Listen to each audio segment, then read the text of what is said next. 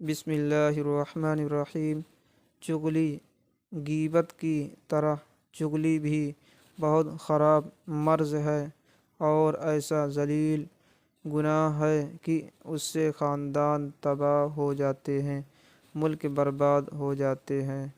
چغل خور جھوٹی سچی باتیں بنا کر ایک دوسرے کے خلاف بھڑکاتا ہے، یہاں تک کہ آپس کے تعلقات ختم ہو جاتے ہیں اور لڑائی کی نوبت آ جاتی ہے۔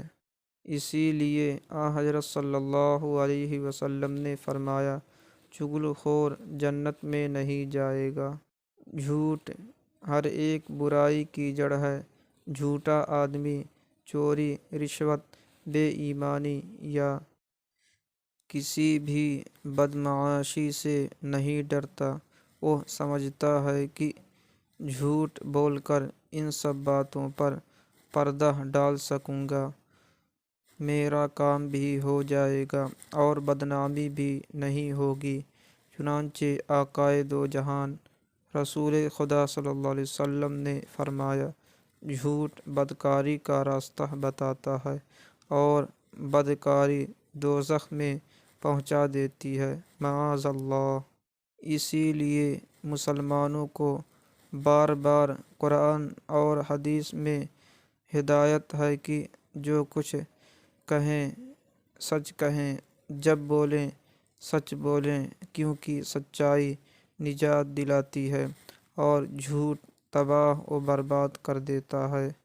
پیران پیر سیدنا حضرت شیخ عبدالقادر جیلانی رحمۃ اللہ علیہ کا قصہ تم تیسرے نمبر میں پڑھ چکے ہو کہ ڈاکوؤں کے سامنے آخر تک سچ بات ہی کہتے رہے، جس کا نتیجہ یہ ہوا کہ ان کی جان بچی، مال بچا اور سارے ڈاکو توبہ کر کے سچے اور پکے مسلمان بن گئے۔ جھوٹ کی وجہ سے دہلی کی بربادی کا قصہ بھی سن لیجیے۔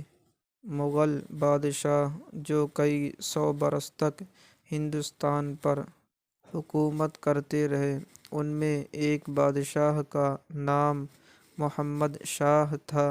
یہ آرام طلب بادشاہ تھا، رات دن عیش و عشرت میں لگا رہتا تھا، ملک کے انتظام کی خبر بھی نہیں لیتا تھا، جس سے ملک میں ایک طرح کی ابتری پیدا ہو گئی تھی۔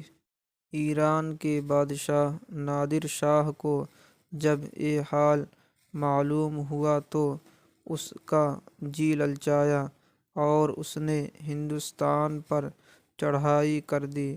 محمد شاہ کی فوجیں ہر ایک چھاؤنی پر ہارتی رہیں، یہاں تک کہ نادر شاہ دندناتا ہوا دہلی پہنچ گیا اور دہلی پر قبضہ کر لیا، مگر اس نے محمد شاہ کو بادشاہت سے نہیں اتارا اور آپس میں دوستی کا معاہدہ ہو گیا۔ لال قلعہ میں اس معاہدے کی خوشیاں منائی گئیں، ایک بہت بڑی دعوت ہوئی، دونوں بادشاہوں اور دونوں ملکوں کے وزیروں اور افسروں نے مل کر کھایا۔ اتفاق سے ایک دن رات کے وقت کسی شخص نے یہ جھوٹی خبر اڑا دی کہ نادر شاہ مارا گیا۔ دہلی والوں نے اس خبر کو سچ سمجھ لیا اور نادر شاہ کے سپاہیوں کو لاوارث جان کر قتل کرنا شروع کر دیا۔ نادر شاہ کو جب یہ حال معلوم ہوا تو خود موقع پر پہنچا، مگر اسے دیکھ کر بھی لوگ باز نہ آئے۔ نادر شاہ طبیعت کا بہت جلاد تھا، وہ اس کو کیسے برداشت کر سکتا تھا؟ اس نے قتل عام کا حکم دے دیا۔ پھر کیا تھا، دہلی کے گلی کوچوں میں خون کی ندیاں بہہ گئیں، ہزاروں بے گناہ قتل ہوئے، کروڑوں روپیہ کی دولت لوٹی گئی۔ 3 دن کے بعد بڑی مشکل سے قتل عام بند ہوا، لیکن لوٹ مار پھر بھی عرصے تک جاری رہی۔ غور و فکر کرو تو اس بربادی کے دو سبب ہیں۔ نمبر 1، جھوٹ بولنا یعنی بلا تحقیق نادر شاہ کی موت کا چرچا کرنا۔ نمبر 2، اڑتی خبر پر بلا تحقیق کے عمل کر لینا۔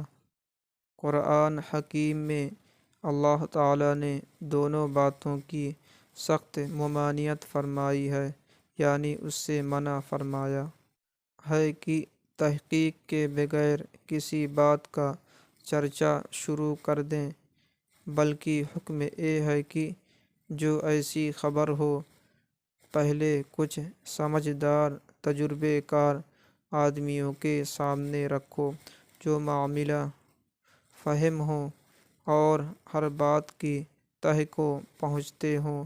یہ حضرات جب سوچ سمجھ لیں تب اس کا ذکر اور چرچا کرو۔